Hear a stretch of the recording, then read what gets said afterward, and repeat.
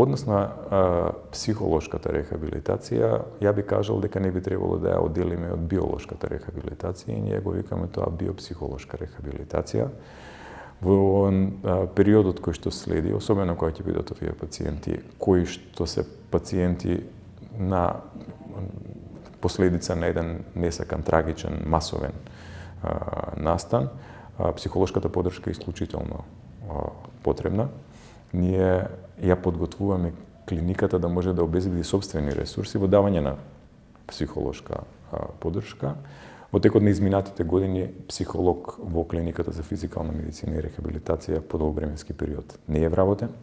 Меѓутоа, во овие услови не смееме да дозволиме овие деца да останат без психолошка поддршка. Како ни пациентите, да се разбереме, сите се важни кои што доаѓаат на клиниката за физикална медицина и рехабилитација.